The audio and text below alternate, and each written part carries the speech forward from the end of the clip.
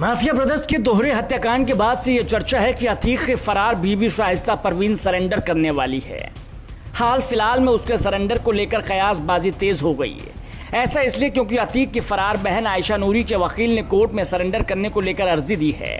इसके बाद से अटकलें लगाई जा रही हैं कि शाइस्ता भी सरेंडर की अर्जी दे सकती हैं। हालांकि उसके वकील की ओर से ऐसी कोई अर्जी अब तक नहीं आई है।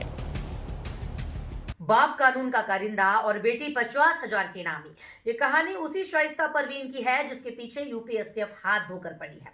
जिस वक्त पुलिस कांस्टेबल की बेटी का रिश्ता अतीक से तय हुआ, उस वक्त अतीक 3 बार से विधायक था। बेटी राजी हुई, अतीक के घर रिश्ता भेजा गया और देखते ही देखते जनता के रखवाले की एक बेटी बन गई लेडी डॉन। शाइस्ता के पिता फारूक यूपी पुलिस में कांस्टेबल थे। प्रयागराज में जन्मी शाइस्ता 4 बहनों और 2 भाइयों में सबसे बड़ी है। बचपन से ही पिता के साथ थानों में बने सरकारी पुलिस क्वार्टर में रही। लंबे वक्त तक उसका ठिकाना प्रतापगढ़ ही रहा। यहीं उसने अपनी पढ़ाई भी पूरी की। उसके 2 भाइयों में से एक मदरसे में प्रिंसिपल रहा। यानी शाइस्ता के परिवार का जुर्म और इस दुनिया से कोई नाता फिलहाल नहीं था। छोटी उम्र से ही घर की जिम्मेदारी संभालने के बाद शाइस्ता ने स्नातक किया। फिर ग्रेजुएशन करने के बाद साल 1996 में उसके पिता अतीक के घर रिश्ता लेकर पहुंचे। तब शाइस्ता 24 साल की थी। उस वक्त अतीक की गिनती प्रदेश के बड़े माफिया में होती थी।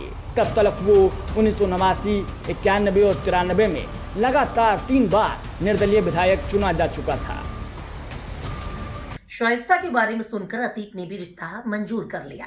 दोनों की शादी हुई और इसके बाद अतीक को भी समाजवादी पार्टी में भी एंट्री मिल गई। वो सपा के टिकट पर 1996 में 4थी बार विधायक चुना गया। इसके बाद सन 2002 में 5वीं और आखिरी बार विधायक चुना गया। 2004 में वो फूलपुर से सपाई सांसद बन गया।